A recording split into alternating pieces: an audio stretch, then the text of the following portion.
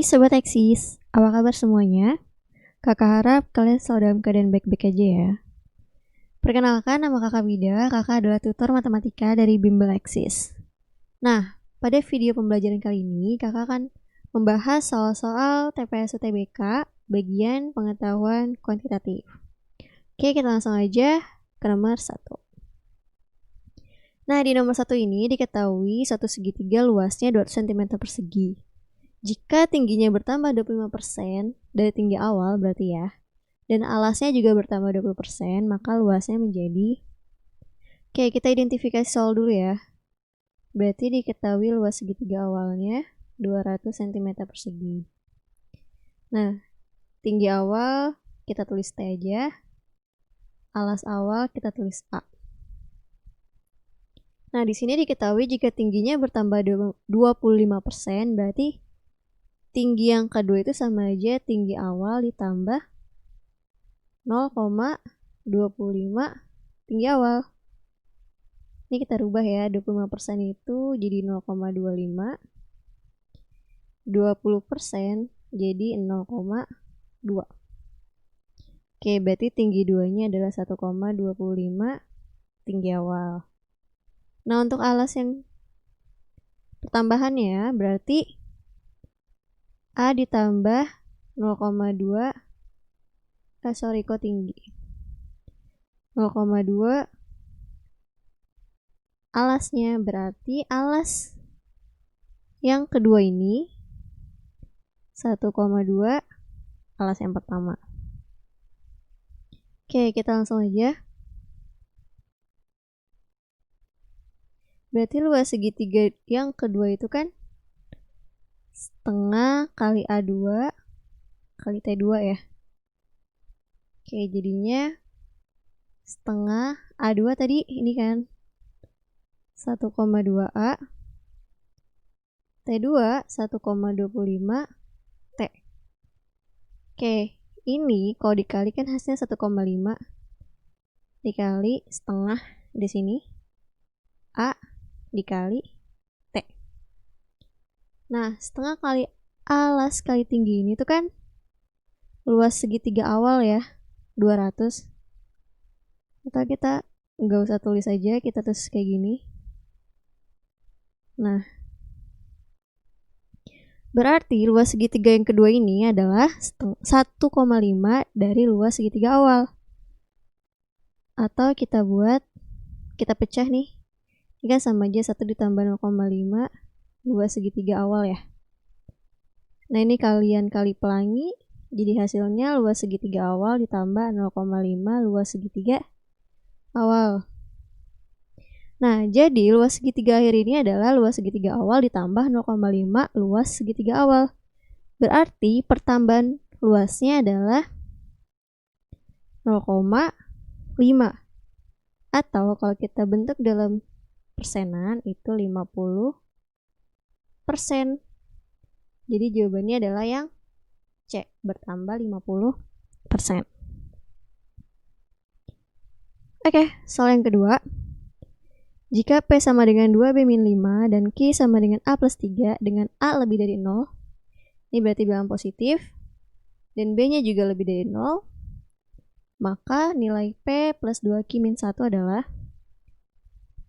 Oke, nah ini P sama Q kita udah punya ya, P-nya 2B-5, Q-nya A plus 3. Kita substitusi aja ini ke yang ditanya. Oke, berarti P ditambah 2Q min 1 sama dengan 2B min 5 plus 2 dikali Q-nya diganti sama A plus 3 min 1. Nah, ini hasilnya adalah 2A plus 2B. Atau bisa kita buat seperti ini ya. Oke, kita punya berarti P tambah 2Q min 1 sama dengan 2 dikali A plus B. Nah, ini kan katanya A lebih dari 0, B lebih dari 0. Berarti ini adalah bilangan positif, ini juga bilangan positif. Nah, kalau misalkan mereka kita jumlah, berarti kan hasilnya otomatis lebih dari 0 ya. Oke, berarti 2A plus B ini lebih dari 0. Jadi jawabannya yang B. Itu ya, karena ini kan 2A plus B itu senilai sama P plus 2Q min 1. Oke. Lanjut nomor 3. Nah, Farhan memiliki 3 anak yang sama-sama berjarak 4 tahun satu sama lain. Rata-rata umur ketiga anaknya sama dengan umur anak keduanya saat ini, yaitu 9 tahun. Yang ditanya adalah hubungan antara P dan Q berdasarkan informasi yang diberikan. Nah, ini soalnya tipe membandingkan ya antara P dengan Q. Yang mana kita dapat nilai P dan Q-nya itu berdasarkan dari soalnya. Oke. Ini kita buat pemodelannya dulu ya. Kita buat anak tertua atau A1 itu sama dengan A plus 4. Anak kedua itu A, berarti anak ketiga adalah A min 4. Ini kan bedanya 4 tahun kan katanya. Nah, rata-rata umur ketiga anaknya sama dengan umur anak keduanya yaitu 9. Nah, ini kalian jangan terkecoh nih sama kata-kata rata-ratanya. Karena udah ketahuan umur anak yang kedua itu adalah 9 tahun. Berarti A ini bernilai 9. Kalau A-nya 9, maka anak tertuanya umurnya 13. Dan anak yang terakhir umurnya 5 tahun. Oke, dari sini udah bisa menjawab ya umur anak pertama 13. Jumlah umur anak kedua dan ketiga berarti 9 ditambah 5, hasilnya adalah 14. Jadi hubungan yang tepat adalah Q lebih besar daripada P, yaitu yang B. Jadi jangan terkecoh ya sama rata-rata umur ketiga anaknya. Oke, nomor yang terakhir yaitu nomor 4 yang akan kakak bahas. Nah, ini tipe soal kecukupan data, dimana kita akan melihat apakah pernyataan 1 itu cukup atau tidak menjawab pertanyaan, dan apakah pernyataan 2 juga cukup untuk menjawab pertanyaan. Oke, ini diketahui ada fx sama dengan x kuadrat min ax plus 7. Maka apa rumus garis singgungnya di titik berabsis 3? Oke, yang ditanya adalah persamaan garis singgung ya. Ini harus di note sama kalian kalau misalkan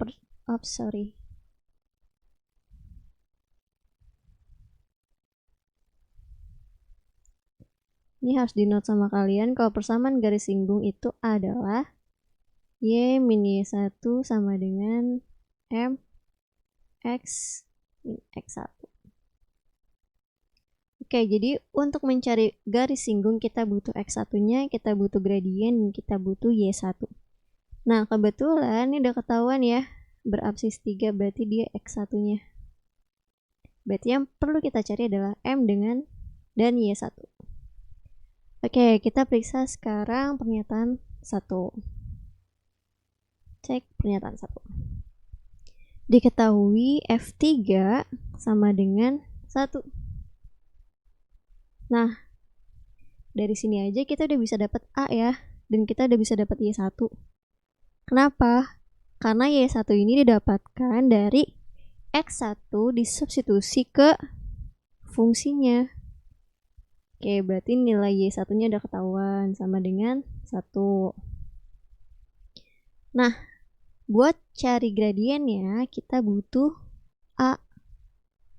Berarti F3 sama dengan 1 ini, setiap X yang ada di fungsi ini kita ganti sama angka 3. Berarti jadi 3 kuadrat min 3A plus 7 sama dengan 1. Berarti 3A sama dengan 15, A-nya sama dengan 5. Oke, setelah ketemu A-nya berarti jadi sempurna kan nih bentuknya, jadi X kuadrat min 5X plus 7. Nah, Buat cari gradien itu kan sama aja kayak turunan ya. Kita buat di sini gradien itu sama dengan turunan fungsi. Oke. Atau turunan dari kurva ya. Berarti ini kita turunin bisa dong.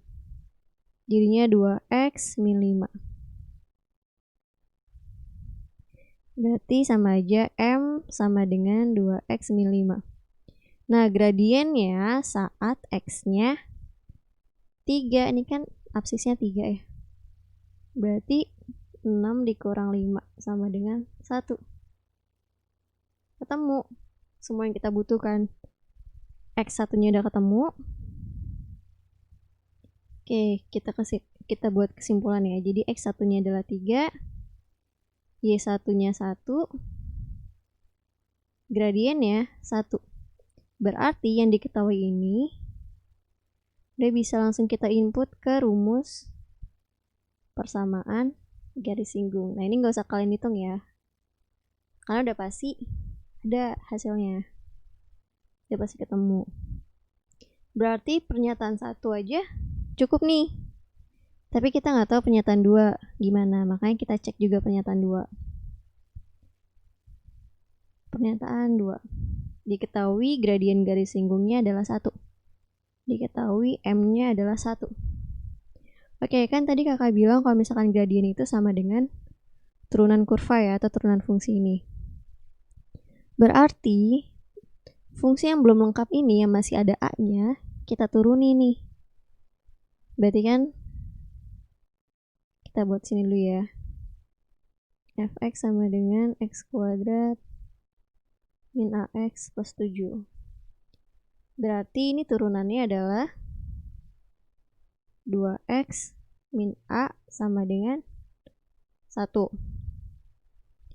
Nah, kita bisa cari a-nya kalau kita udah ketemu x-nya. Kan tadi absisnya itu 3 ya. Berarti ini x-nya kita masukin 3, jadinya 6 min a sama dengan 1. Berarti a-nya sama dengan 5. Oke, ini jadinya udah lengkap ya. Di x kuadrat min 5x plus 7. Nah, M-nya udah ada. Ya kan? X-nya juga udah ada 3. Y1-nya gimana?